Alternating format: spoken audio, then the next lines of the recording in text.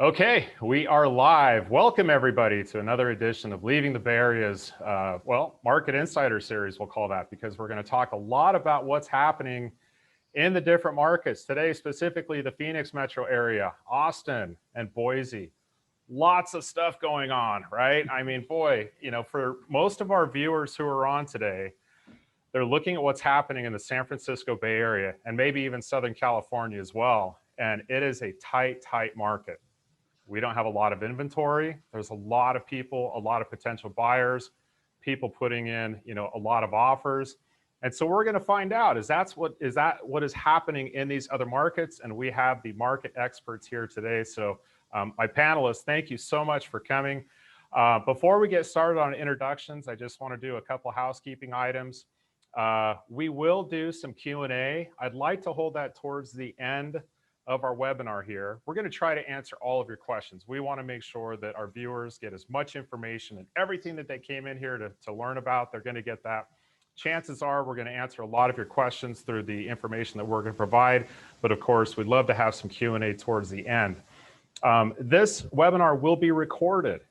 And so if you for some reason have to cut out early, that's fine. Or if you know of somebody who might find the information useful, you want to be a good friend and pass that along to them, send them a link to this recorded webinar.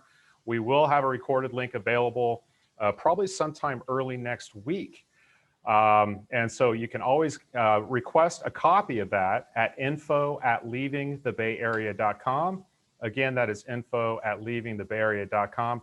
My name is Scott Fuller, founder of Leaving the Bay Area and founder also of Leaving SoCal. Want to introduce the most important people here today, our panelists. Let's start off with Jonas Funston, who is in the Phoenix metro market. Jonas.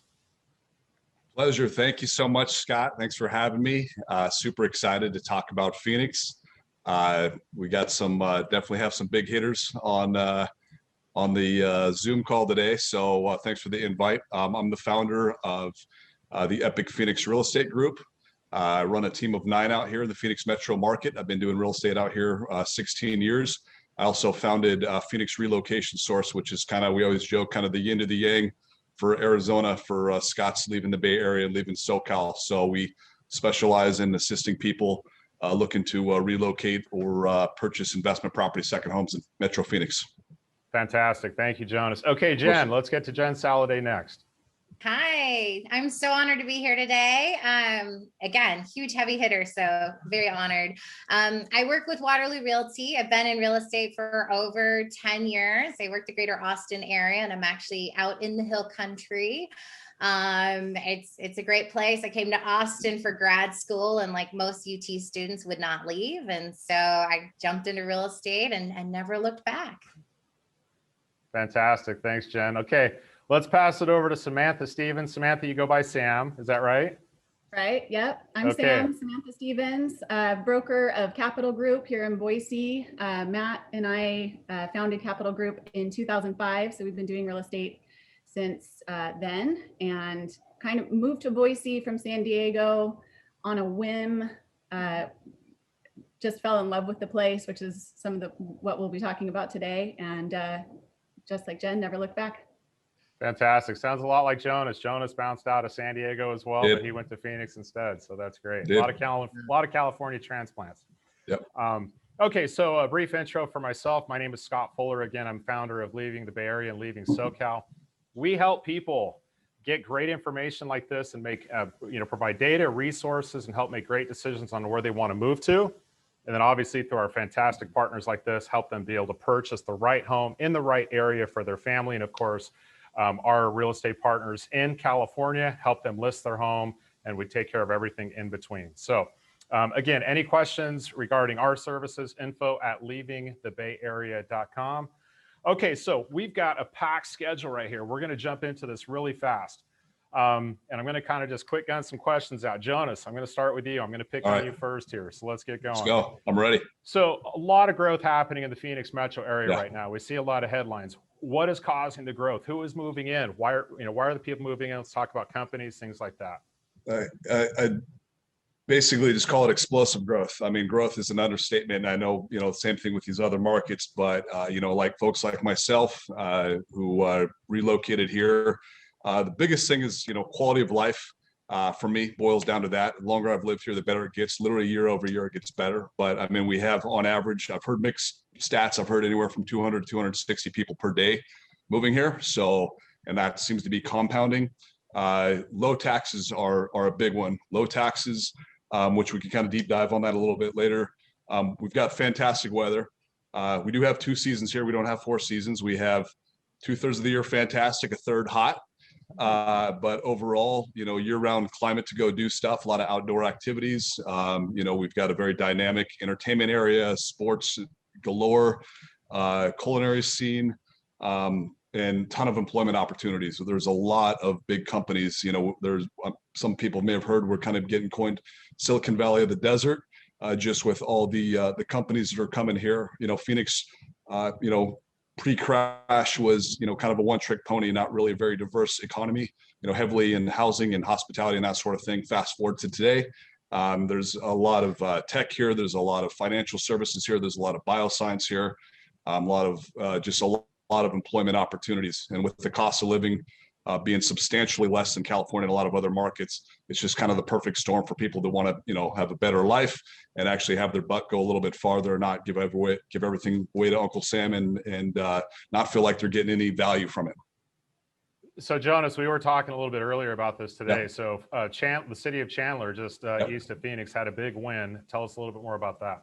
Yeah, so just this week, Intel, which already has a huge presence here, we're one of the I think 4 cities across the U.S. that has manufacturing facilities, R&D facilities with Intel, just announced that they're going to be building a $20 billion facility to expand their footprint here in Arizona. Actually, right over my shoulder, my office is in the Ocotillo area, South Chandler, and their newest facility, which just opened up, it was just a couple of years ago. They're going to be expanding that down there. It's going to be building, obviously, their existing, products, but they're also going to be kind of doing a foundry concept where they're actually going to be building that for other outside companies here in Phoenix. And so that's going to be attracting a lot of jobs and upwards of 3,000 new high-paying, white-collar jobs, construction jobs. We also had Taiwan Semiconductor, who is heading up to North Phoenix. That's going to be another $13 billion facility. And this part of Metro Phoenix, the Ocotillo area, the Price Corridor area, is already kind of home to a lot of some big hitting companies that are already in that space, and aerospace and tech and bioscience and that sort of thing. So it's just another feather in the cap, and it's going to be a great opportunity for expansion from there. Jonas, tell us about some of the fastest growing communities that you're seeing from a population standpoint in the Phoenix Metro. So think of Phoenix as a tree, right? And Metro Phoenix, core Phoenix would be kind of the heart of that tree. So it expands outwards. We've got 22 major cities.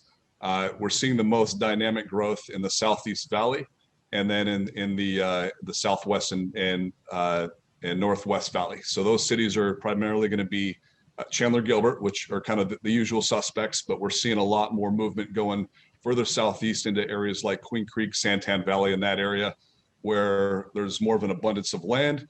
Home prices are a little bit less, Santan Valley a lot less, and still close proximity to all the things. On the west side, Buckeye and Goodyear are kind of leading the charge in that area. We recently had the 303 expansion, which kind of connected that whole arm of the West Valley, and then the 202 freeway. We have loop freeways here, expanded the south side, which now connects southern Chandler, goes around south of Phoenix and ties into the West Valley. So that's really chopped the commute to both those areas. So it's very easy to whip around, and so it, depending on lifestyle and budget, offers a lot of opportunities.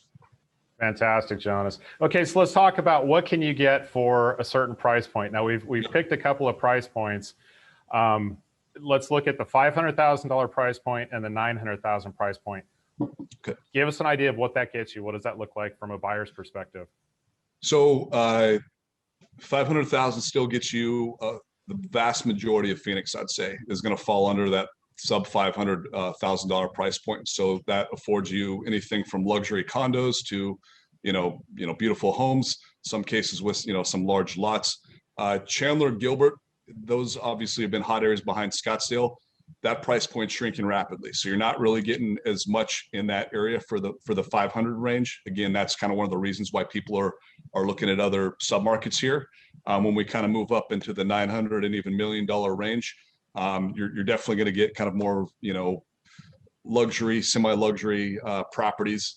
And in some of the outlying areas, I mean, you're going to get sprawling estates on acreage and that sort of thing. So that is becoming a very competitive market as well. Traditionally, when we kind of got close to that million mark, that wasn't something that in the past a couple of years back didn't have as much activity and people fighting over it. But obviously, with people coming in from other markets with much bigger wallets, that's kind of pushing that up. And as we bring in talent that has the income to support it, it's becoming a very competitive market. So we do have inventory in both, but it is highly competitive, and we'll kind of do a deeper dive on that later. Okay, so if I can, if I have a $500,000 budget, can I get a 4-bedroom? Let's call it 2,500 square feet. Is that reasonable? Absolutely. Yeah, 100%. And, again, depending on where you're at in the valley, that could be new construction, that could be resale with existing pools. You could have some land with that. Not everything's going to be postage stamp lots. I mean, certain areas you can get upwards of, north of 3,000 square foot home, even 4,000 square foot home, So you still pack a lot of bang for your buck in that price point. So let's talk about the competition, because we know with a lot of people moving into the Phoenix metro and a lot of these jobs coming in, there's a lot of buyers, right? So there's a lot of offers. So what could, if I'm going to be putting in an offer, let's say it's either at the $500,000, $900,000 price point, what can I expect as a buyer for competition from other buyers? Bring out the gloves. It's a full court. It's a battle. You know what I mean? And all price points really. But obviously, the lower the price point, the more competitive it's going to get, because obviously, when you get the lower price range, you're competing with first-time home buyers, competing with second homeowners, investors, that sort of thing. Bidding wars, regular thing. Going over asking, waiving appraisals. We're seeing as is. We're seeing escalation clauses. Obviously, the prettier the property, the more competitive it's going to be. So if somebody comes here and they're like, I want a beautiful property, I want something that looks like Chip and Joanna Gaines, a creation with a pool, get ready. That's going to be 10, 15 offers. You know what I mean? So it's all relative. You know what I mean? If you're coming and you just sold your place in the Bay Area and you got 100, 200,000 over asking, and you're paying 20, 30, 40,000 over here, it's all relative, right? So, but it is highly competitive. The days of coming out to Phoenix to be a bargain market and just kind of have pick of the litter under the current market conditions, that's just not happening. Okay, fantastic. All right, let's pass it over to Jen. Okay, Jen in Austin. Now, I mean, you read the news, you read the headlines everywhere. The amount of growth is significant also in Austin, especially from companies that are leaving California and heading over to Austin. So Jen, let's dig a little bit deeper into that. What's happening in the Austin market, and what are you, what companies are creating that growth? What are you seeing that's creating this growth that's happening there? Absolutely. So one of the main drivers that we are seeing is the movement of the tech sector this direction also. We have been dubbed Silicon Hills. I mean, we already had several tech innovators here. We had Google, IBM, Facebook, Dell, Texas Instruments, but in the last 2 years, now we're starting to see Apple's opening a $1 billion campus. We've got 15,000 employees coming with that. We've got Oracle moving their headquarters, Tesla opened their Gigafactory, Amazon's opened 3 locations, Canva, Airtable. We've got several different tech companies moving this direction, and the city does give really good incentives to move these employees here. We have a highly educated workforce, so we do see a lot of companies moving their headquarters here. Also, better quality of life. It's sunny all year round. It's beautiful. It's kind of affordable. We used to say it was more affordable, not quite as much anymore, but compared to the national scale, it's not quite as bad. We do make a lot of the top lists: best place to live, best place for millennials, best place for pets, best place for retirees. So definitely the secret is out. We do have a lot of events, South by, Austin City Limits. So we're definitely known for also being the live music capital. We are the 11th largest city in the US, and so this population is definitely growing. We're also close to Dallas, Houston, all of these other major cities within Texas. So if you are moving your company here, there's definitely a large range of people to market to, advertise, and sell your products. So Jen, let's talk a little bit about, I mean, obviously Austin is a huge metro area. So where are you seeing the most growth, and what areas or cities within Austin are you seeing the most, growth and people going to? Yeah, so we've seen a lot of movement. We've seen a lot of growth in Austin, but where we're really seeing the growth is in the suburbs. The cities outside of Austin are growing extremely fast, especially since COVID. People are moving out of the city, wanting bigger houses, more space, more amenities.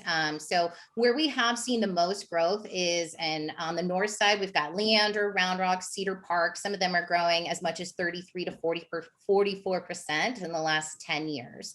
On the south side, New Braunfels is gaining traction, Dripping Springs, as people are kind of heading out to the hill country, again, wanting more land, wanting more access to nature. On the west side, Lakeway out towards Lake Travis. I mean, who wouldn't want to live on the lake? So we're seeing definitely a sprawl out there. As employees are, permanently going to be remote, we have this nice sprawl outside of the city. So we talked about kind of where the growth is happening, and we know that prices have gone up pretty significantly in the Austin area. So what can you get, or can you get something still at $500,000, and what does that look like? And what if we bump it up to about $900,000? Yes, it's gotten a little bit tighter right now. So if we look at the $500,000 price point, you're looking at maybe a 1 to 2 bedroom condo around 1,000 square feet downtown, or in kind of the closer area. If you get a little bit further outside of downtown, you're looking at maybe a 2 to 3 bedroom home, 1,500 square feet, built in the 70s or 80s. And as you get out towards the suburbs, this is where your money's really going to go a lot further. You're looking at maybe a 4 bedroom, 2.5 bath home built in like 2010, 2,500 square feet in a master plan community with amenities, playgrounds, and an HOA. As we kind of push that price point up to the 900,000 mark, then you're looking more at downtown luxury condos, 1 to 2 bedroom, maybe a little bit larger, and some of our big high rises downtown, like the Independent, kind of looks like a Jenga tower downtown. We've got C home residences. As you get a little bit further outside of downtown, you're looking at 3 to 4 bedroom homes, maybe 2,200 square feet, built in the early 2000s. As you get out to Round Rock, you're looking at maybe a 4 to 5 bedroom home, 3,500 square feet, built after 1990, big 3-car garage, maybe a pool, 30 to 45 minutes outside. And then as you get out towards the hill country, we're looking at kind of that same size of house, but maybe you get an acre or two with that land or with that property. Perfect. Okay, so there's still opportunities for people to get in. All right. Yes. So not everybody, a lot of people say, I'm completely priced out, right? If I don't have $1 million. Well, so there's still opportunities there. What are you seeing? We know there's a lot of competition. So what are you seeing is, typically the average number of offers, how much over asking price? I mean, how competitive is it right now?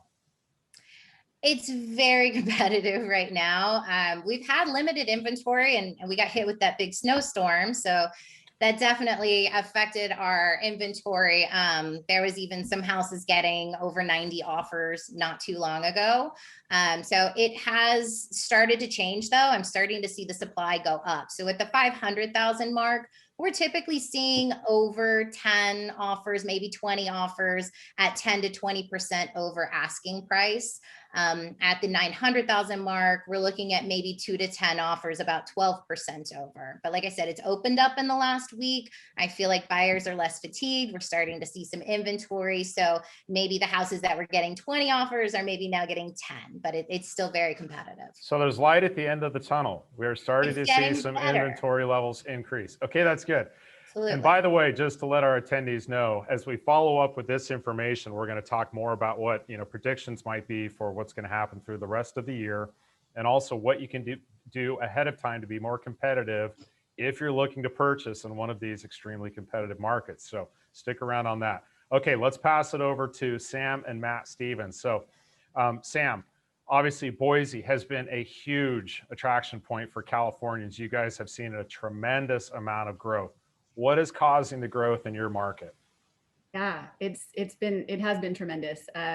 Even from when we moved here in 2005, I want to sort of backpack on everything that Jen and Jonas said. A lot of it is, the reason why we moved to Boise. we came to visit for a wedding and just fell in love with the place. So quality of life, the fact that there are so many outdoor activities that you can do, biking, hiking, the Greenbelt River, so many things to do. Yet it's a beautiful city. It's a small city, but has all of the amenities of a big city without the big city problems, if you will. So I would say quality of life, the four seasons. You know, a lot of people enjoy having a solid summer, a solid winter, and a beautiful spring and fall to boot. That's something that drew us, especially coming from San Diego with just one. You know, Sure. Yeah. That's bad. I loved 72 degrees every day and sunny. Like the weather. We've been dominating the lists, you know, the top 10 lists for the last 10 years. Best place to retire, best place for families, best place for tech startups, lots of different reasons. So a lot of people are moving this way. Relative affordability, as you guys have mentioned as well, things are changing a little bit, but it's still, relatively speaking, nationwide affordable. What industries are driving the growth in Boise right now? So predominantly we started out as an ag industry. I mean, ag is still a big part of what we do, but surprisingly, and it might surprise most people to hear, that our tech industry has been growing quite a bit over the last few years. And so we may not draw the bigger companies like the other markets here on the line, but we have a lot of a very vibrant and healthy startup community here. Yeah. And a lot of that does revolve around tech. And just to kind of piggyback on what Sam said, I think what draws people here is it does have the big city feel, even though it's a small city, not as big as these other markets. Mm-hmm. But it still has kind of a small town feel to it as well. And I think a lot of people enjoy that. So obviously, go ahead, Sam. I was just going to say, I mean, growing up, Boise's growing up in that, you know, we just got an Amazon warehouse, Tesla's moving in. That's where it all starts, right? You get those two in and it just Trader Joe's and Whole Foods are here. It's really happening. That's funny. That's how people set the bar. Like, okay, is there a Trader Joe's there? Is there a Whole Foods? You know? Okay, yeah, there's growth. Yeah. So what are some of obviously there's a lot of cities in what you guys call the Treasure Valley, is that right? Yep. So what are some of the high growth cities and areas that you're seeing a lot of people move to? So statistically speaking, Idaho has two of America's fastest growing cities. Meridian, I think, was number 3 last year, and Nampa was number 10. Those aren't the areas that when someone calls in and says, hey, we're looking to relocate, you know, they're not usually stating those cities at first. Most of the popular or more attention grabbing areas are Eagle, downtown Boise, North End, the North End that we call it, in Southeast Boise. Those are the areas that people are more attracted to when they want to move to the area. So let's talk about, go ahead, Matt. Matt, go ahead. I think when people first look into Boise and the Boise metro market, those are the two areas they look at. They look at Boise and they look at Eagle. Those two get the most attention, but they also find a lot more opportunity. And as some of the other panelists have mentioned, your dollar goes a little further in some of these other submarkets. And so eventually we see a lot of people drifting to those markets as well. Yeah, it seems like, you know, I hear people always say, oh, I want to go to Eagle, because that's like the well-known, you know, spot, especially for retirees, right? Beautiful homes, communities, things like that. But there are a lot of other options. So let's talk about, in some of those other cities, what can you get at the $500,000 and $900,000 price points? Sure. Well, so I'll mention downtown Boise and Eagle. I'd say for $500,000, you can get a, you know, smaller condo. Downtown Boise, it's going to be $500,000 for a 2-bed, 1-bath, maybe 1,000 square foot house. Eagle, a little bit bigger. You could probably get 1,600 square feet townhouse or single family home, older. When you move out to Meridian and Nampa, you're able to, for $500,000, you could get a 2,000, 3,000 square foot house on maybe a third of an acre, sometimes even more acreage, moving out to Nampa and some of the more rural areas. Mm-hmm. And then moving up to the 900,000 point in Boise, that can afford you a nice luxury condo, a 2,000, 2,500 square foot house in the historic area, the historic district of the North End. which is very popular. Yeah, I mean, just a nice area because in the historic district, North End, you've got downtown right there, foothills, the green belt, all of that right around you. Eagle for 900,000, you can get a nice 2,500, 3,000 square foot house on a third of an acre. There are some waterfront properties, some lakes. So 900 can get you that. And then moving out to Nampa, again, acreage, 900,000, you can get acreage at 3,000 plus square foot house.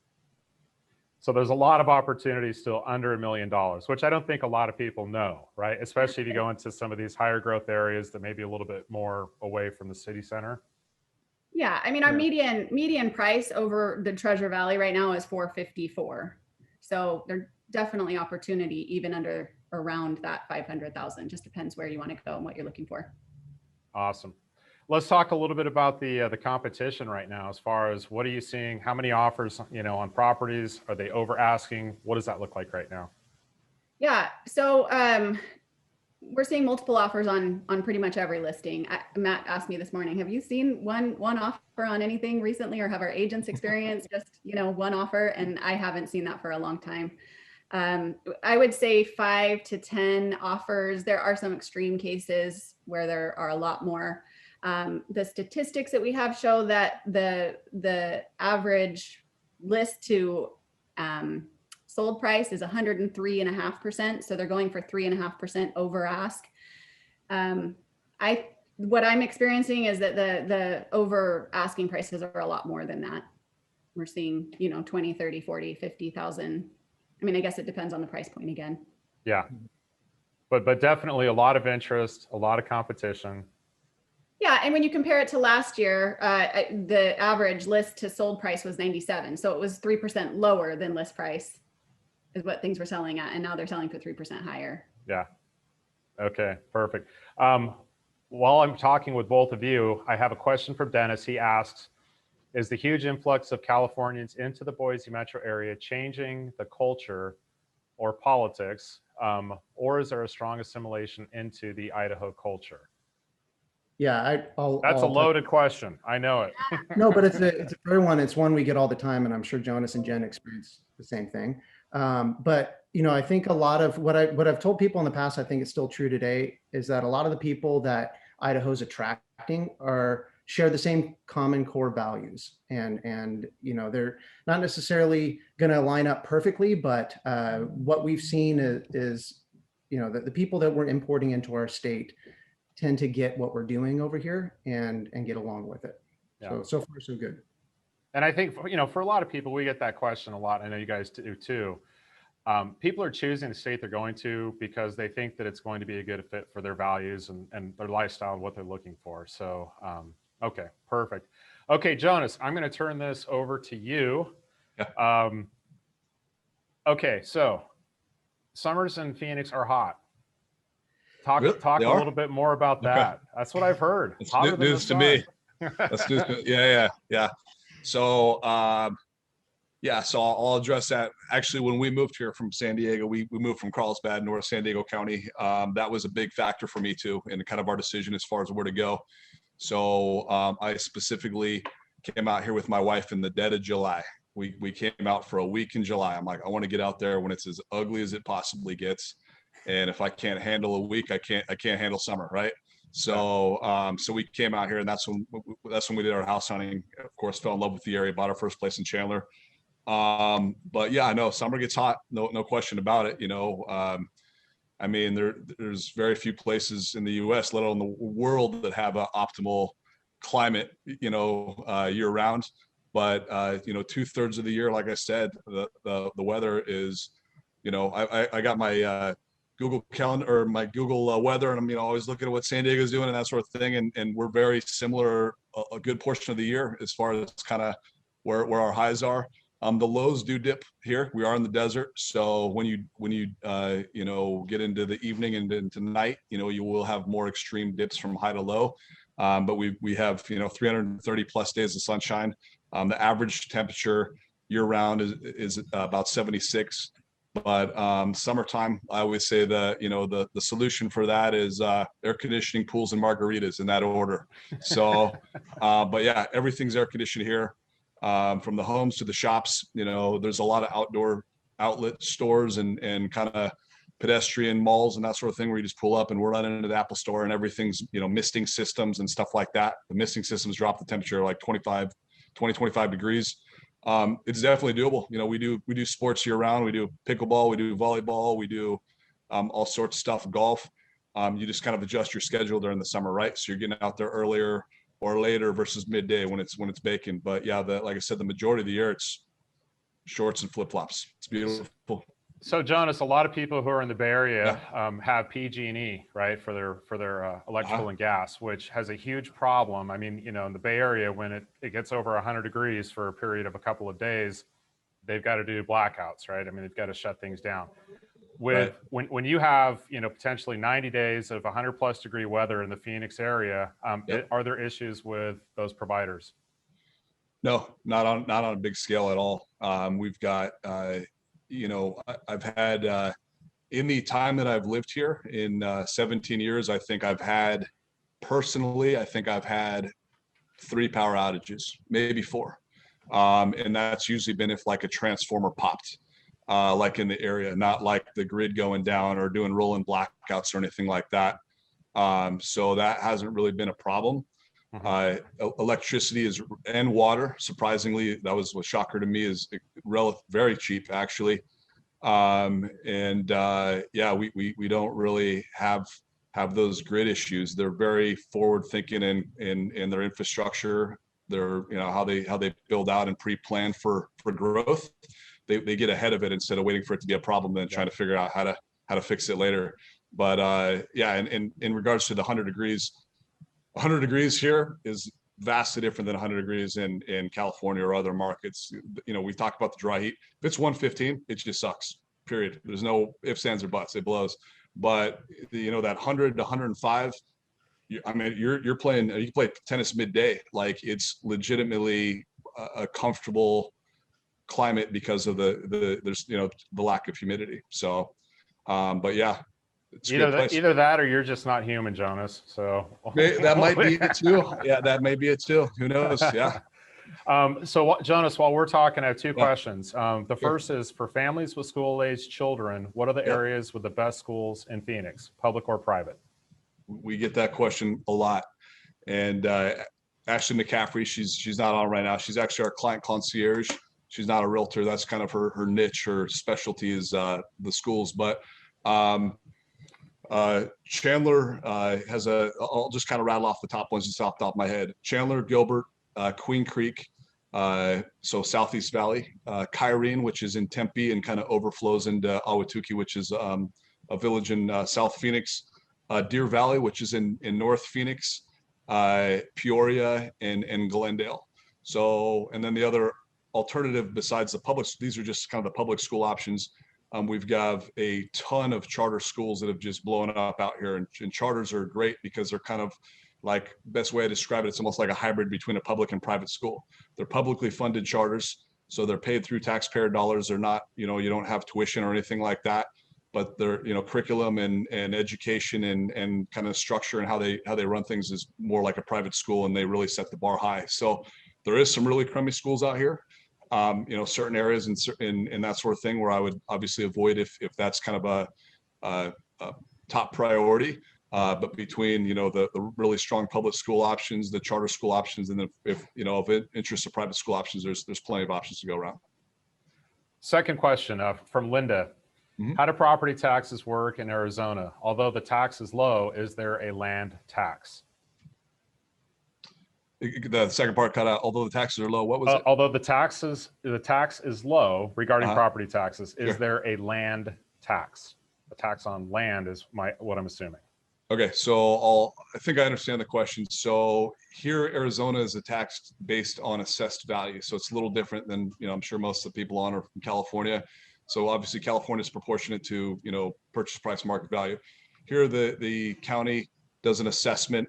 And then they kind of work out their budget and work things backwards. So on average, that usually works out to about 0.61%. I always just kind of use the general rule of thumb, 2/3 of 1% if I'm just on the fly, just kind of calculating taxes. Our average taxes here in Maricopa is just a little bit over $1,500 a year. I think it's like $1,525. So it's very low. In regard to land, I'm not sure if she's talking about raw land. Land still has property tax, of course. It's drastically lower. And taxes are done here in arrears, meaning the tax bill that we're paying, say in 2021 was from the previous year. So for example, how that may impact you is if you're looking for a new construction home, the taxes are kind of artificially lower because they're only based on the land value the first year, and they don't reset until with the structure until later. But yeah, I've had people come out from other markets, and when I tell them the annual taxes, you know, I've literally had people from like New York and New Jersey and Chicago, and they're like, oh, that's per month, right? And I'm like, no, that's the annual tax for the year. So yeah, it's definitely a huge benefit out here. Awesome. Thanks, Jonas. And thanks to our attendees for those questions. Okay, Jen, let's pass it along over to you. Two things that I hear about in Texas, taxes and climate. Where would you like to start? Oh, let's start with climate. Let's start with climate. Okay. So tell us a little bit about I mean, obviously, you know, the concern is, well, it dumps snow, which, you know, tell us more about if that's real, if that's going to happen again, but more about the humidity that you're going to find in the Austin area. Yeah. So yes, we had all these huge snowstorms. I've lived in Texas all my life and never seen anything like it. So this was extremely rare. We are lucky if every few years we get a few inches and we make like a 3-inch snowman and we call it a day. This was unheard of, and it just kept coming and coming. So it was not precedented. We had rolling outages. We didn't have power. We didn't have water. You know, every county in Texas was considered a natural disaster. So it kind of threw our real estate off. It threw us for a loop. And we came up with, honestly, some new things that we're looking for in homes that have never been a consideration before. One of them being, is your house on the hospital grid? This is now a marketing thing in Austin. And you see it a lot in the listing details on the hospital grid, never lost power, didn't have any pipes blow up. So our houses were not meant to sustain these cold temperatures. And the hope is we don't see this again, but you know, it could be. And so there are some new characteristics that we're looking for, where suddenly a fireplace was of no value. Now it's valuable. So we're kind of adjusting after these recent snowstorms and taking some new things into account, and also looking at our solar panels and saying, are these as valuable if they weren't working covered in snow, because we didn't have the right solar panels for that. So we've had some extreme weather lately that has really kind of had us looking at the way we build houses and the way we're going to live and kind of get through that. On the other side of it, we have hot weather too. We do in July and August. It gets, you know, it gets pretty hot. We do have a little bit more humidity. To me, I'm used to it. I grew up in Houston, so that's 100% humidity. It doesn't feel that bad to me, but I do have people getting off the plane and they feel the air. So, you know, it is a thing, but if you can find a pool or a lake in July and August, you'll get by. And we have lots of margaritas. So that's also another really good way to get through the summer months in Austin. So Jen, is aside from the theme being margaritas for heat, is it really kind of like a 2 months that you'd experience that type of humidity along with the heat? I mean, you can wear shorts and shirts, you know, all year long. I would say pretty much all summer it's pretty warm, but those 2 months we do get, you know, in the triple digits. And so I think honestly, though, as a buyer, that's the time to buy. That's when you have your serious people out. That's when others are not looking. So I love July for a good deal. Yeah, no, that's awesome. The other thing is taxes. So a lot of people say, you know, the pro is there's no state income tax in Texas. The flip side of that is the property taxes. Tell us a little bit more about that. It can be a little bit of a sticker shock. Our tax rate is typically going to be anywhere from 2 to 3% based on different parts of Austin. Some of ours are pushing over 3%, and this is based off of the tax assessed value that Jonas was kind of talking about. It's usually going to be much lower than your market value. So you're looking at anywhere from $7,000 to $15,000 a year in property taxes. But again, no state income tax. So that is where, you know, the state is making their income and their revenue. Okay, perfect. Oh, excuse me. Okay, so let's pass this along to Sam and Matt. So a lot of people say, you know what, Boise, fantastic 4 season, it's great, but do I have to shovel myself out of snow? What does that look like in the wintertime for you guys? Yeah. So fortunately, shoveling snow, it does snow here in Boise, but fortunately, it's not a full-time job shoveling snow. In fact, if you get snow on the ground in the city once or twice a year, that's probably pretty average. And oftentimes it melts away before you even get to it. And that was my first mistake when I moved here. I shoveled my whole driveway, and all the neighbors were looking at me wondering what I was doing. Later that afternoon, the driveway was great. off the local city. But no, we do have a true 4 seasons, and that's part of what I love about Boise. I mean, every season brings a new opportunity. I'm big into outdoors, so in the summertime we're rafting, and in the fall we're riding mountain bikes and dirt bikes, and we're on our snowboards and skis in the winter. So if you're into outdoors and outdoor activities, every season provides something for you. And as far as the snow, because that does get a lot of the attention, it's mostly in the mountains where we like to play. Yeah. Okay, that's good. So we have a question. Driveway one time this year, Mm-hmm. and the season's over. So Yeah. Oh, I'm sorry, what was that? we shoveled our driveway one time. One Matt time. and our son shoveled. Yeah. the We driveway. shoveled the driveway. Okay, we've got a question from Sam here. Sam says, Idaho is a state I've always had an interest in, a little bit country, a little bit rock and roll. I like that, Sam. Awesome. How's the state tax impact compared to California? State income tax, is that the It question? just said state tax, so I'm going to assume maybe it's income tax, but maybe if we could talk about income tax and property tax, just cover Sure, that. I'll touch on a few of them. So our property tax varies by taxing district, but I'd say on average, you're probably around 1.25. Some might be a little higher, some might be a little lower. In fact, you probably don't see below 1% on property tax. There is a homeowner exemption here in the Treasure Valley as well, or throughout the state. So that does provide a little bit of relief as well on the first, is it 100,000? It's 100,000. Mhm. So property taxes are pretty reasonable. Now, as far as the other taxes go, we do have a state income tax, and that's a graduated tax system, but it's anywhere from 1% on the low end, or a little over 1% to 6.9%, I think, on the highest end. And we do have sales tax as well, although sales tax is pretty reasonable at 6%. Very reasonable. Okay, awesome. Let's talk about local market projections. And this comes in, we'll start with Jonas here because Ramon has asked. I know it's hard or impossible to predict the future, but in the next 6 months, where do you see the trend of prices going, continuing to climb, or maybe it's going to taper off a little bit? So Jonas, what are you seeing in your local market and throughout the next, let's call it 12 months? 12 months. Yeah. So I think it's going to carry gangbusters for a while. I think the biggest factor that could affect things, and I think this would pretty much affect all of our markets, is really where interest rates go from here. Because obviously one of the main factors that's accelerating this as quick as it has been, say over the past 12 months, has been the fact that rates have been as low as they have been. So even as prices increase, affordability is still relatively there, proportionate to, it's kind of like when you go buy a car, they never ask you how much you want to buy a car for. That, what do you want your payment to be, right? Same thing with a house.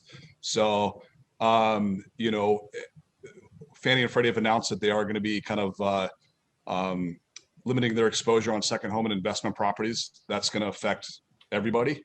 So I anticipate rates to kind of tick up on second homes and investment property. We'll see if that kind of carries over on the consumer side. We've already seen kind of rates gradually, over the past month or so, kind of move north. The people moving here, I don't see stopping anytime soon. And the other factor that we have, and I think that all the desirable markets are affected by this, is extremely low inventory, massively low inventory, not only on the resale side, but on the new build side. We just can't build the houses quick enough, as quick they're coming. And that's also affecting the rental side as well, with construction pace, with labor shortages, with construction raw materials going through the roof, issues with COVID and that sort of thing. So if we have a surge of inventory come up, that, let's say that the mortgage moratorium's lifted and we have an influx of listings, that wouldn't even dent our market. I would openly welcome it. We need it. So that could be one factor in the rates, but as a whole, I'd say it's going to continue to carry. I think gradually it'll start tapering, like I said, as affordability becomes, but it should be a pretty strong, no doubt, 6 months to possibly a year. Yeah. Okay. Awesome, Jonas. Thank you. Sure. Jen, what are you seeing? Any predictions in your market? Yes. Well, I mean, with the appreciation we're seeing right now at 22.5% up, I mean, I don't see that this trajectory can continue. We do have all the employees, though, coming from all of these big tech giants that have moved their headquarters here. So we are also facing quite an inventory crisis. Our builders started off the year with a deficit of 7,000 lots. So we just have not caught up. And if you're a builder in Austin right now, you're doing very, very well. But there's just not enough. I do think we'll continue this demand, but I do think at some point it has to level out a little bit. And honestly, this weekend was the first weekend I was out and I started feeling just a little bit of a relief, and there wasn't a line down the street to get in the house. It was maybe a few people to get into a house. So I think we'll continue getting, you know, a lot of people heading this direction. But I'm hoping that maybe it'll level out just a little bit as we head into the summer. Land is going to continue being as valuable as possible, especially between Austin and San Antonio, as this corridor kind of becomes more valuable. So there's definitely some opportunities. I've seen a lot of my investors drop off just because, you know, you're not making good ROI when you're competing against 40 offers. But I think probably around the summer, we'll start seeing our investors come back in the market. We'll start seeing our flippers come back and seeing some opportunities there, especially with rentals. There is a good rental market here too, especially after the snowstorm. Everybody's hunting for a rental to live in while they're fixing their houses up. So for our investors, it is going to be a good time to get in and maybe get some of these houses come summer. Great point. Thank you, Jen. Okay, Sam and Matt, what about what are you predicting for the Boise market? Yeah, we'll have to echo a lot of those statements that Jen and Jonas already mentioned. Realtor.com ranked Idaho #1 last year as the top real estate market, and then #4 this year for projections. I think we're projected to have price increases of about 9 to 10% this year. And same thing, just inventory levels are so low and demand is so high for the area that we're just expecting to see things continue. It's been exciting. And I have, just like Jen said, I've just recently, just last month, we just saw our inventory numbers start ticking up for the first time in a really long time. So that's great to see. That's really positive. I mean, that's really what we need, is we need more inventory to come on the market. Maybe we can talk about a couple of things. So obviously COVID has had a large impact on the number of sellers in a lot of markets, because let's face it, a lot of people who are especially older or feel like they're at risk are not wanting to put their house on the market. So they've really kind of, you know, especially in the Bay Area, they've put off their plans a little bit. Do you think that as people, you know, start to get first and second vaccination shots, do you think that they're going to start feeling more comfortable putting their homes on the market? Do you think there's, you know, inventory that will be uncovered while this happens? Absolutely. I'll leave it open to all you guys. Yeah, I would just say we're starting to see that already. I think that is contributing to the increasing inventory levels. And like Jonas said, even if we had an influx of listings, you know, or new home builds, we've got a lot of building permits out right now. There is so much demand. We'll take it. It's okay. We can take on that. The other thing that you know, we read about, and Jonas, I think you touched on, you know, the materials costs right now. The cost of lumber is just skyrocketed. I mean, you feel that when you go into a Home Depot and a Lowe's for, you know, a home project. Builders have said that, you know, National Home Builders Association has said on average that they're tacking on an additional $24,000 to every home sale increase in price due to, you know, the cost of lumber.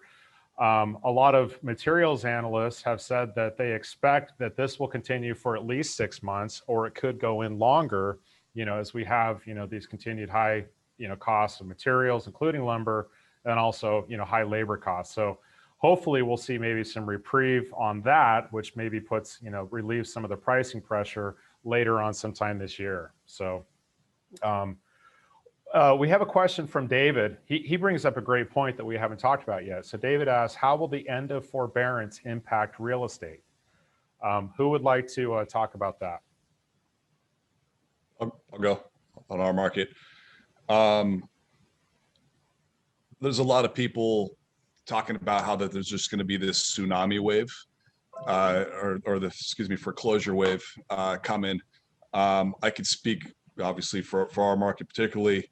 I disagree with that quite a bit actually, for several reasons. The biggest reason is people have so much equity in their homes, tons of equity. So if you're holding a property, if you're in a financial pinch, and the forbearance is up, and maybe your employment situation hasn't improved, so you're not in a position where you could hold your home any longer, but you have tons of equity in your home, your option at that point is to sell the property. In addition, the fact that all of these markets have such extreme low inventory, like our market, for example, about approximately 5 months supply of inventory is what we consider a balanced market, meaning the homes that are on the market at the pace they're selling, assuming no new inventory comes on, how long it takes to burn that off. That's what we kind of use as a metric to, like, if we're in a buyer's market and if we're in a seller's market. This past month, we just dipped below 1 month supply of inventory. We're approaching half a month supply of inventory, which means we can literally increase the inventory tenfold and be par. So I don't welcome it in the sense that I hope that people lose their homes, but I welcome it in the sense that it frees up inventory and buying opportunities and that sort of thing. I don't think it's going to have a detrimental impact to values. I don't think it's going to have a detrimental impact to the market as a whole. Awesome. Thank you, Jonas. Jen, Matt, Samantha, anything you guys want to add to that? I tend to agree. We're down to less than 2 weeks of inventory. So if you are having any issues with payments, you have no trouble selling that house, and selling it for quite a profit in this market. So getting to foreclosure, I have a lot of clients asking, when are the foreclosures coming? And I just don't, there's no reason to go foreclosure. You can quickly sell your home with no issue. Absolutely. Yeah, not only is there the equity side that Jonas mentioned, but there's also just a lot of cash floating around too. And a lot of investors on the sidelines ready to step in, and buyers, if they did see any potential opportunity. So I think between the equity from the homeowner side and the buying power on the other side, if there is a situation like that, I see it being a pretty soft landing. Yeah.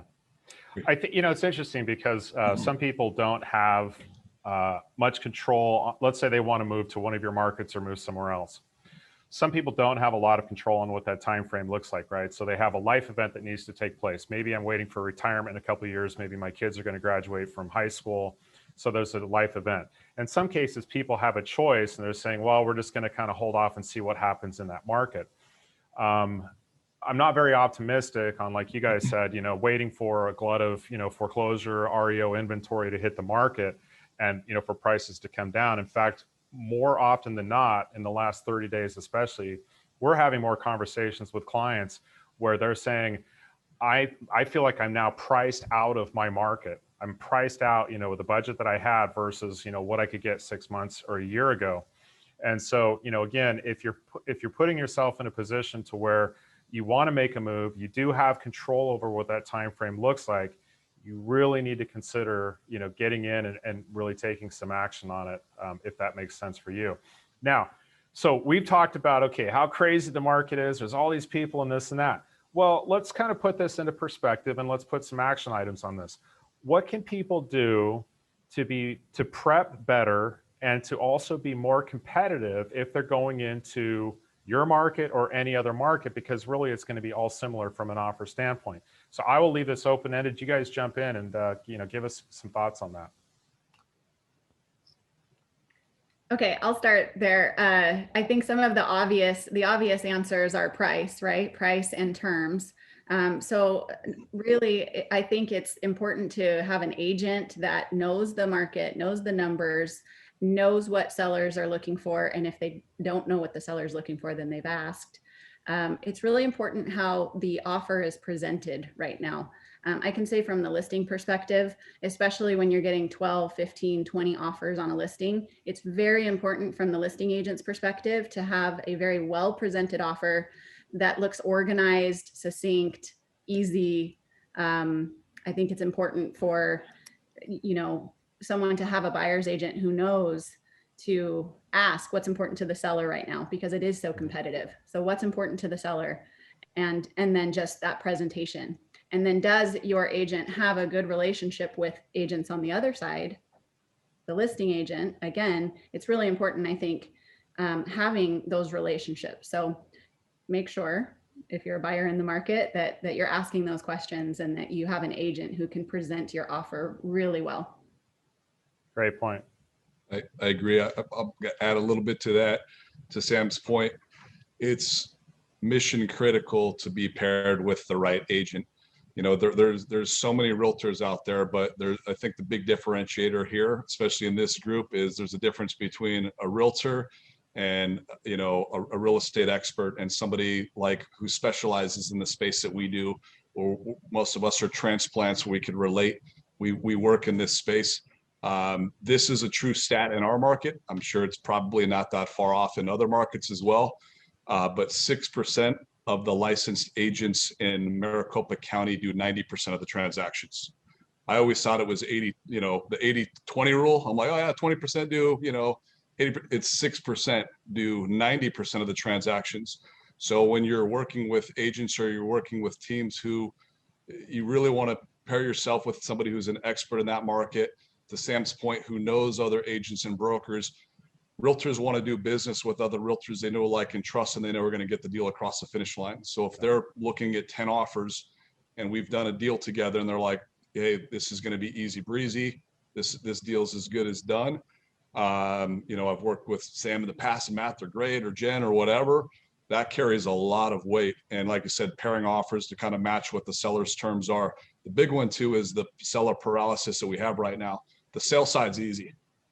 We also want to find out, are they buying a property? And if you could structure a deal where you have a delayed escrow or a post-possession or a lease back period or something like that, that's going to make that offer look that much more attractive, right? Because, you know, they want to go with somebody who's going to give them enough runway where they can go out and, you know, deal with the mess to buying a house. So if you could structure, you know, working with a professional like that, structure your deals with these clean terms that Sam's talking about, and, you know, add some flexibility with the seller as far as the closing date, or maybe let them stick around a little longer, that's going to carry your offer exponentially further. And kind of piggybacking on that, I would say the relationship not only with the agent, but also having local lenders is going to be key in this market. With us, it's about doing appraisal or removing the appraisal completely, or doing a partial waiver, having all these terms. I've even seen, you know, offering a lease back up to 12 months for free going through. So there are some really kind of unique strategies, not only on the relationship side, but things that you can do to make your offer stand out. Jen, that's a great point. I want to talk about that real quick, because a lot of people will say, you know, I have a house in California, which I'm going to be selling. I have a relationship with a great mortgage broker who's in California who helped us get into this house.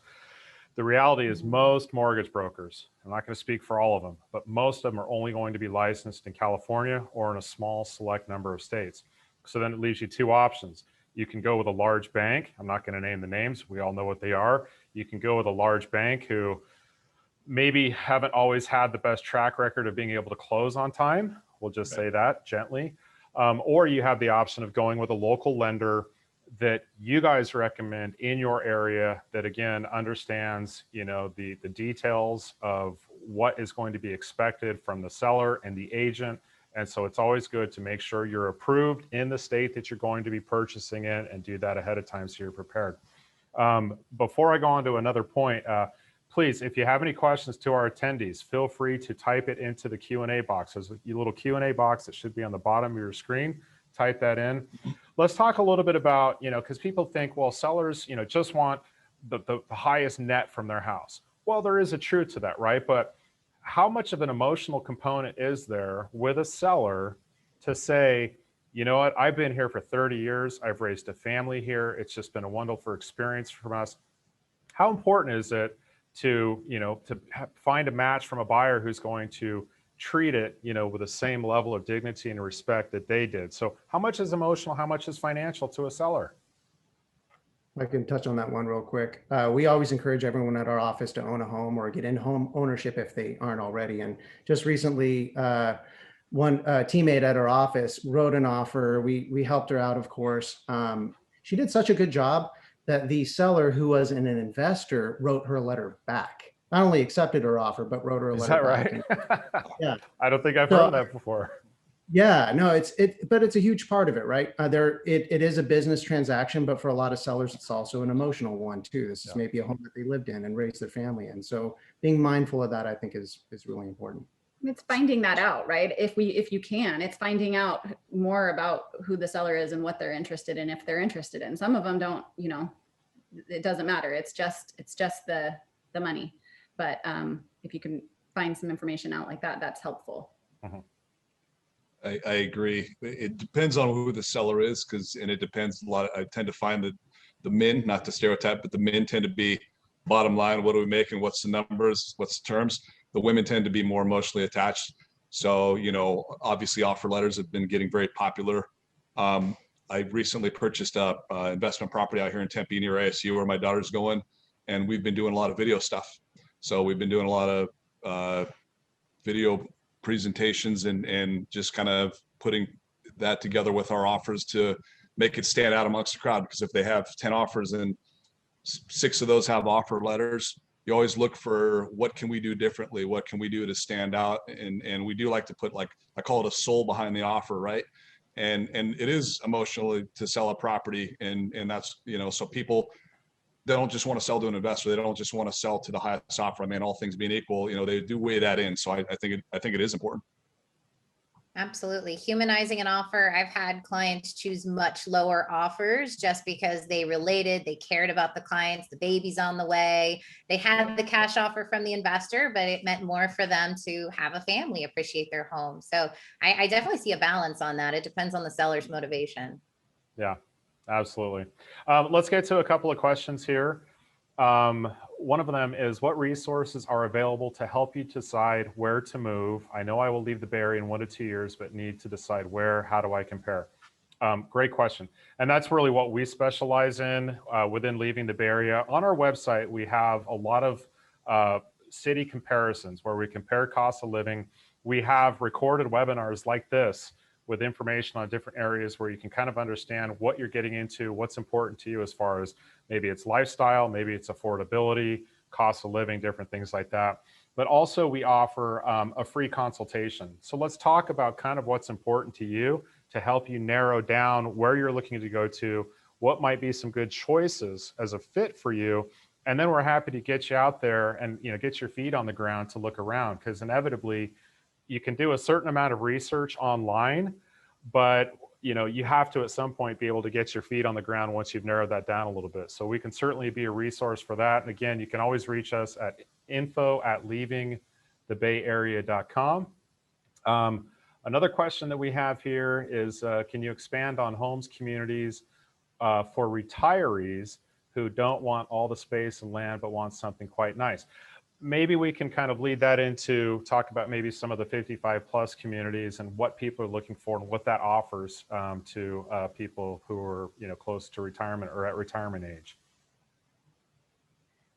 Sure, I'll touch on that a little bit. There are a couple of great communities. There's one actually coming into the Kuna area. It's an area that we didn't speak about, but it's a more rural area, just about 8 minutes from Meridian. And they are building a great 55 and over community there. There are a couple other 55 and over communities. There's a community in Meridian off of Eagle Road, Darling Homes, brand new construction, 500,000 around that price point. And Jonas, I think, go ahead, Jen, go ahead. Oh, the big one that we have in Austin is Sun City. It is going to be kind of north of Austin in the Georgetown area. It is massive. And so that is where most of our retirees end up, or out on Lake Travis. We have quite a few little condo lock and leave communities out there that are great. Jonas, let's get to you. I think you might be muted, but obviously the Phoenix metro area is known for retirees, right? So what are you finding? You know, what does that look like, and what do some of these communities offer? So we've got a plethora. I mean, Metro Phoenix is actually what kicked off the retirement community model back in the late 50s, early 60s. So there's a ton. It just depends. There's very upscale communities, which is generally like your Trilogy series through Shea Homes. They have about 4 different communities across the valley. Jen mentioned Sun City. We've got Sun City. We have Sun City West. We have Sun City Grand. We have Sun Lakes. And then there's obviously smaller communities, smaller pocketed ones, like, Solera and Ovation and Meridian and these sort of things. So depends on what people are looking for. There's full spectrum of price points, from like the low 200s all the way up to north of $1 million. So, but the big thing, and I think the big draw besides the lock and leave is, and I tell my clients this that are looking for the active adult, they're buying in a lifestyle. When you're buying there, you're not buying a house, you're buying a lifestyle, right? So they've got all the things. They've got the golf course, they got the tennis, they got the pickleball, they got, you could be into like anything, and they've got, classes for it and that sort of thing. So that's a big draw. And then the other thing is multi-gen is getting pretty popular out here, where we're seeing bigger home builders that are building home within a home, if you will, basically like attached casita options. Where maybe somebody needs additional care, or they just don't want to live away from their family, but they have the option to kind of have their own independence, their own little mini house, basically kind of attached to the house and be closer to the family. So that's an option too. Bill has a question, and a very good question. So DMV fees, Department of Motor Vehicles, for those where it's called differently, in California. He has a new truck and car. California charges me thousands each year. Shocking. If this is a big retirement factor if you have a few cars or you plan to. So what do you guys hear about, or do you hear about the differences between costs for DMV registering a car California to your state? I love this one. I'll touch on it real quick. I moved from California too, and I first time I walked into a DMV in Boise, I was like, where is everyone? People? What's going on? Is it closed? I was waiting for the line to be wrapped around the building 2 or 3 times. But no, the DMV is very simple and it's very affordable, or registering a car. Just for an example, when we first moved in 2005, it was, I think, $40 or $50 for the year. It's gone up since then. I think we're up to about, my truck's about $150 a year. And there is a line. There is a small line now. Yeah. But it's still, you can get in and out in less than. But it's not a 4 to 5 hour line. No. Okay. All right. Big difference. Jen, Jonas, any comments on that? I had heard about this from my California clients because it's never been an issue here. I think I roughly pay $50 to $70 a year for vehicle registration. So not a concern, especially coming here from that market. It's very affordable. Yeah, kind of same thing here. It's unique here because they also have, we call it the MVD. So we just switch around the letters, and that's Arizona thing, but they also have title and tag places here, which are,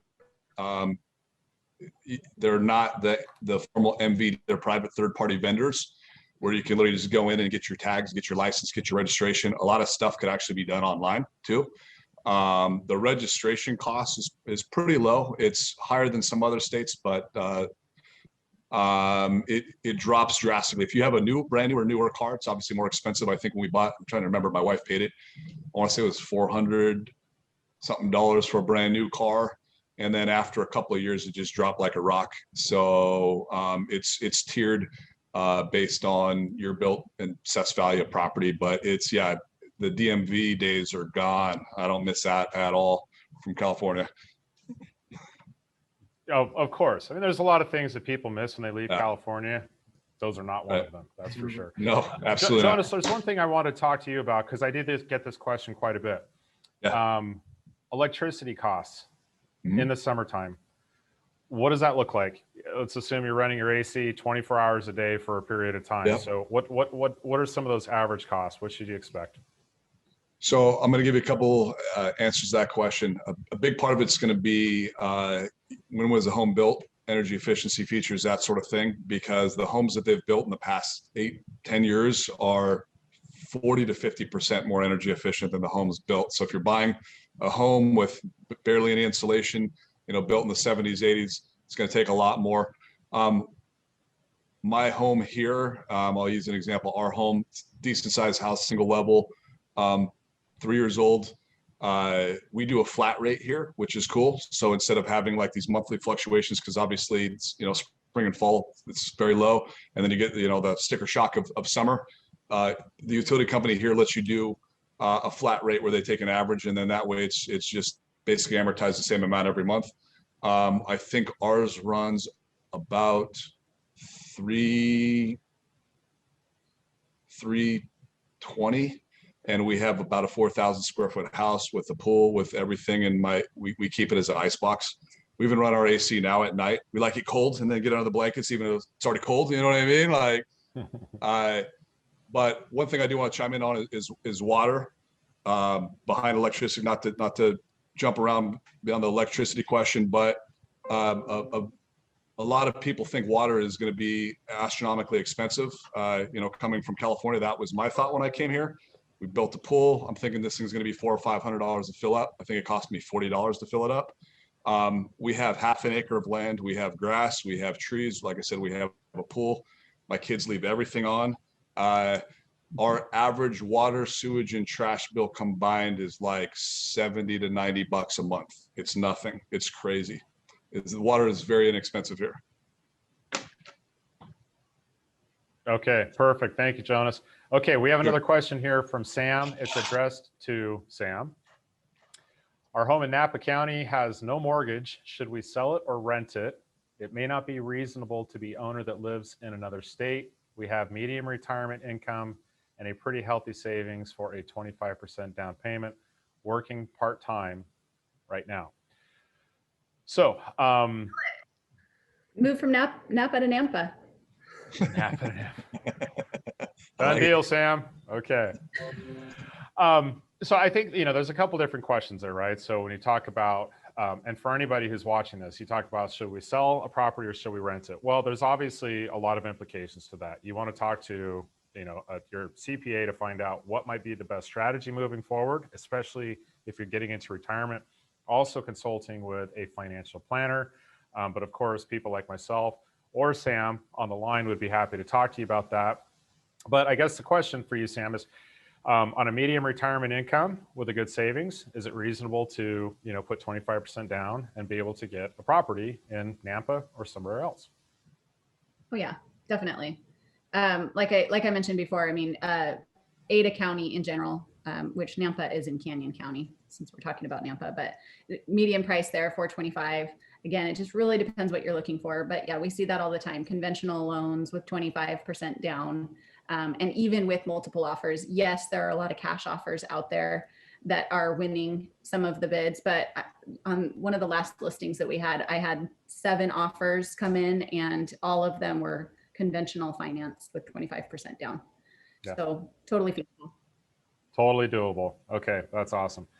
Okay, any other last minute questions? I know that we are running a little bit over the scheduled time here. Obviously, I appreciate my panelists sticking around and all the attendees for staying on here.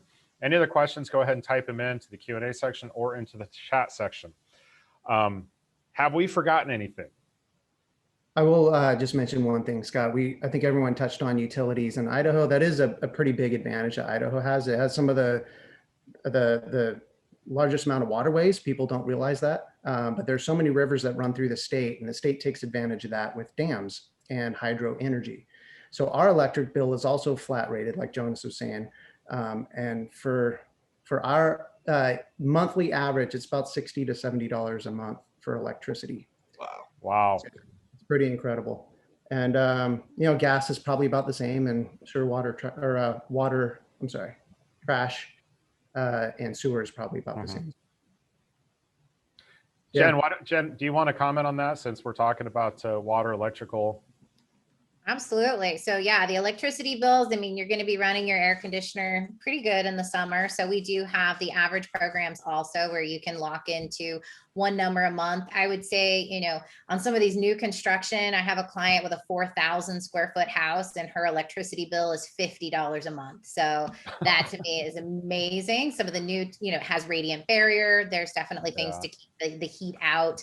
On some of these older homes though, I have some clients paying, $300-400 a month in some of the warmer months. So the city does do incentives to help you get your house energy efficient. It's actually required with the sale to do an energy audit on your home in the city of Austin. So they do give you some measures to help you make it more airtight, add insulation, do those things. As far as water is fairly affordable depending on the area. There are some parts of Hutto that have a different water supplier where I have heard some stories of $300-400 a month. As most of Austin know, you're looking at maybe $50 a month. So it really does depend within the market, within the city, where your water's coming from in terms of that utility expense. The people on this call from California must be shaking their heads like, are you kidding me? Just looking at your bill, and it's amazing. Let's do one more question. I want to be mindful to everybody's time and schedule today. Ramon asks, what are the biggest adjustments people have to get used to that aren't the most obvious, like weather, coming from California to your state? So let's just round robin this one. I'll start off with that. One of the first things that came to mind just now was driving. You might have to slow your driving down a little bit, take your foot off the gas. Take your foot off the gas, get a little less aggressive on the freeways. That's great. Yeah. Be prepared for people to smile and wave and say hello to you. Yeah, it takes a little getting used to, but it's nice. Love it. I love it. See, my answer is going to be the opposite of Sam's answer. People fly on the freeways here. Like they're like, the suggested speed limit is usually plus 10 miles over is, what I mean? So we've got a great roads and infrastructure, but yeah, we always hear the zony drivers and like, coming from California. So I thought everybody was like, behind the steering wheel driving, it's the opposite. People are moving. So yeah, if you're okay, whipping around the freeways, I mean, it's not dangerous. You don't feel like, unsafe or anything like that, but people move around pretty quick out here. So we don't have the slow Sunday drivers going on. We also have the fast traffic. I remember driving in Boise and being like, why is everyone in slow motion? So I agree with that. And then I honestly, the property taxes are a little bit of a sticker shock, and we have to go through explaining, income tax and property tax. That's always a big consideration when coming to Austin. One thing that I've noticed, just traveling and seeing a lot of these different areas, and obviously talking, with you guys, it seems like in a lot of these areas, there's a very strong sense of community. And Matt, Sam, you guys, you hit on this perfectly. Don't be surprised if people smile and say hello when you're at the grocery store or somewhere else like that.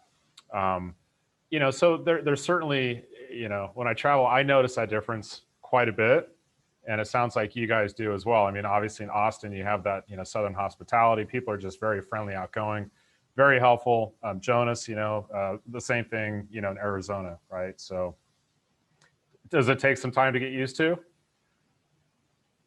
I think the big thing is what we get a lot, and I'm sure everybody else does too, is when people move out here, they're like, why didn't I do this years ago? You know what I mean? Like it was something that was on their list and like, oh, someday I'm going to move to Austin or someday I'm going to move to Phoenix or whatever. And there's always a reason why they don't. And when they come out here, it just feels like a weight's like lifted, right? And they get off the rat wheel there.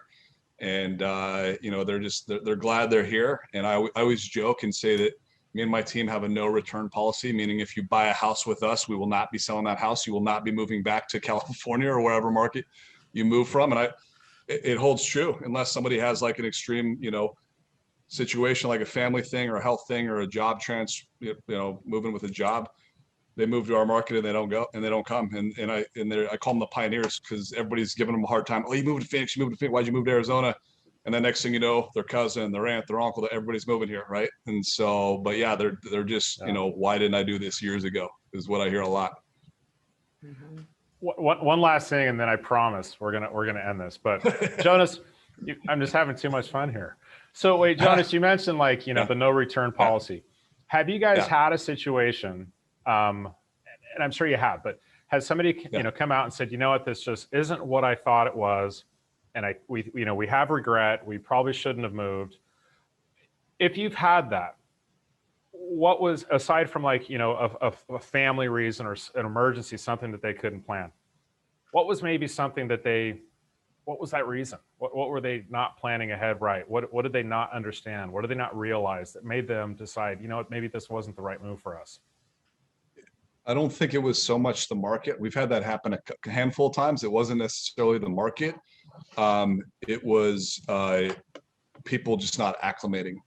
Like they came here and then maybe they're homesick or whatever, and they didn't go out and meet friends. Or like I had, for example, one of my clients, and he was engaged to a gal, and they moved from the Midwest, and she ended up, and they broke off the engagement. She ended up moving back because she missed her family and stuff like that. You know what I mean? And so, I mean, if you're not getting out there, if you're not in the workforce, or if you're not, doing activities, meeting people and integrating in the community, you're going to get homesick. Like when I moved here, when we moved here, I didn't know a single soul. I didn't have family here. My dad moved here later, but we didn't know anybody. We literally started new jobs. We didn't know anybody. And so, you kind of have that in the back of your mind. Anywhere you move, when you do something major, you're just like, did I do the right thing? Did I do the right? And like that quickly diffuse. But you just, as a human being, you just have those thoughts. Anytime it there's takes a drastic change, you have to work. It takes work. Anytime there's a drastic change, that happens. And I've been in California the majority of my life. I've been here 17 years, and this feels more like home to me now. Like I go back to California, and I appreciate it and I enjoy it, and we have friends and family. My mom still lives there, but it doesn't feel like the same place anymore. It doesn't feel like home anymore.